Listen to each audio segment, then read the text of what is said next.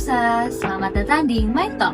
Aku Thea dan hari ini kita akan membahas hal-hal menarik dari dunia psikologi nih. Kita akan membahas bagaimana psikolog bisa memahami perilaku manusia lewat fungsi otaknya. Dan kali ini kita ditemani oleh seorang neuropsychologist, yaitu Kak Alex. Halo Kak Alex. Halo Kak Theo. Oke, asik sekali nih diajak talk show. Dengan senang hati saya sharing pengalaman saya sebagai psikolog. Apa yang mau ditanyakan? Oke Kak, seperti yang udah aku mention sebelumnya, aku mau nanya nih, gimana sih seorang psikolog itu bisa memahami perilaku manusia lewat fungsi otaknya? Kalau itu kita itu menggunakan pendekatan ilmiah nih. Jadi seperti biopsikologi, ilmu saraf kognitif, dan kita juga menggunakan alat-alat yang menggunakan foto otak itu seperti MRI dan EEG. Dan menggunakan hasil-hasil tersebut, kita bisa mempelajari hubungan antara bagian otak itu dan fungsinya terhadap aktivitas otak dan proses mental. Kita juga melakukan evaluasi mental kognitif melalui tes yang sudah terstandarisasi, dan kita juga menganalisis bagaimana kondisi atau cedera pada kepala itu dapat mempengaruhi pikiran, emosi, atau perilaku seseorang.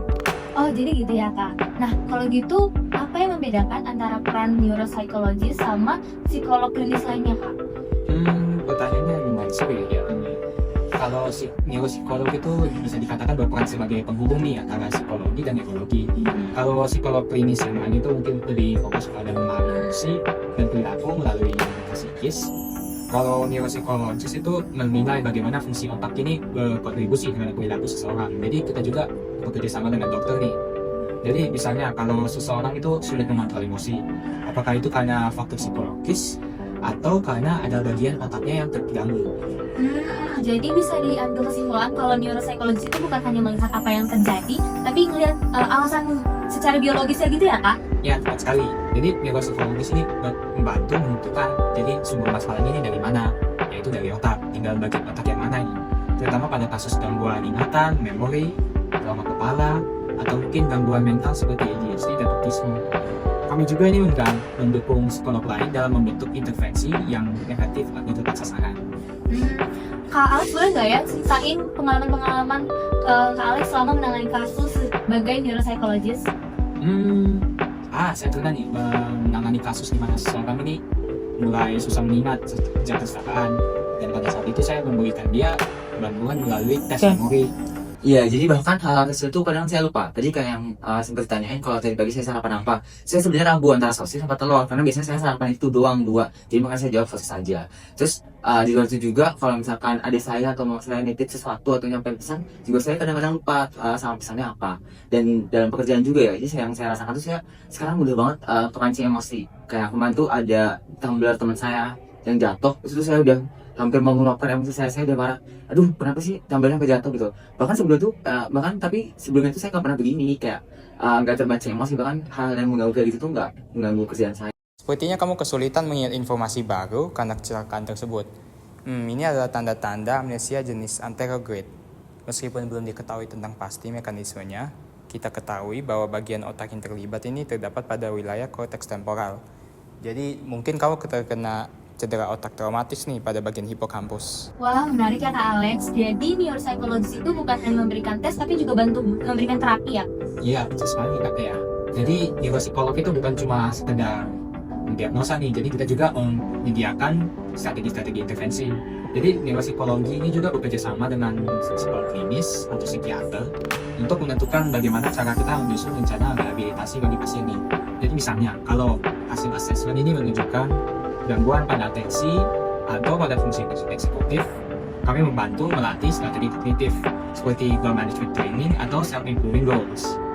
Nah, di sini psikoterapi ini menjadi lebih terarah karena kita tahu bagian otak mana ini yang perlu dilatih. Wah kayaknya percakapan kita semakin menarik nih Kak Alex. Aku jadi penasaran, ada lagi nggak sih Kak kasus yang pernah Kakak tangani sebelumnya di bidang lain mungkin? Di bidang lain ya, saya pernah menangani kasus ADHD nih pada anak kuliah. Dia kesusahan jadi di kelas itu dia kesusahan fokus pada pelajaran, susah diam juga. Jadi di kelas itu dia kayak aktif sekali, kayak banyak sekali tenaga.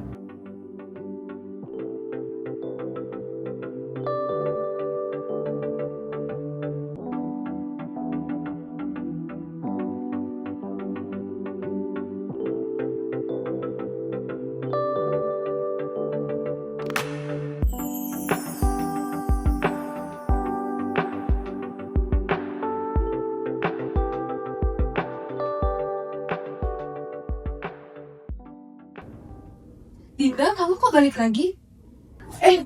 Iya Bu, kayaknya barang saya ada yang ketinggalan deh. Hampir saya gak ada soalnya.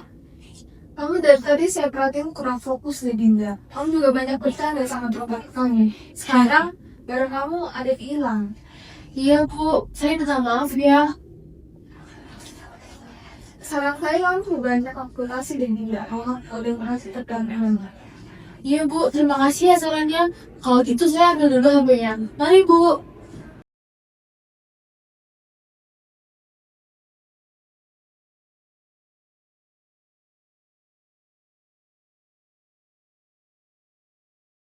Ih, tesnya sulit banget ya.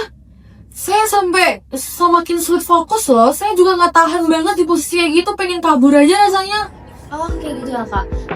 Kira-kira kakak bisa jelasin nggak ya itu bagaimana ADHD-nya ini tuh mempengaruhi dia dan apa penyebabnya mungkin? Mungkin bisa kakak Alex jelasin?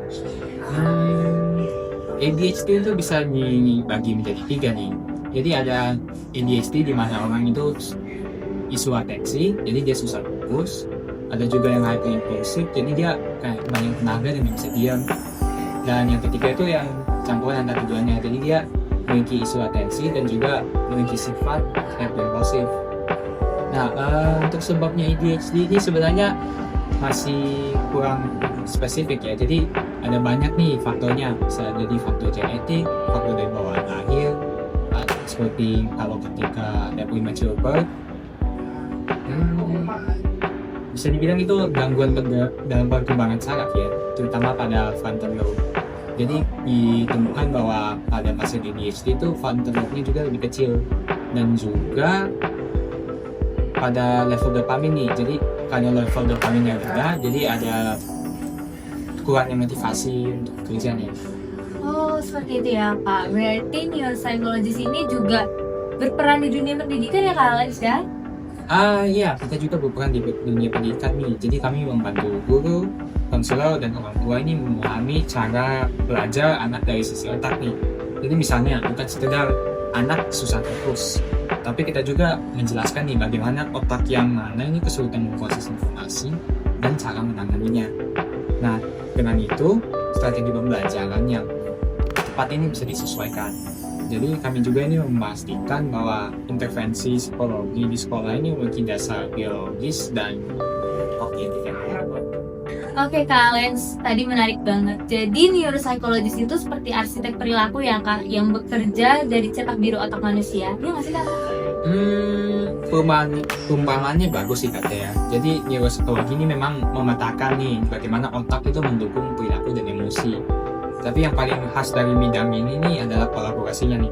Jadi kami bekerja dalam berbagai lintas bidang seperti di contoh tadi nih.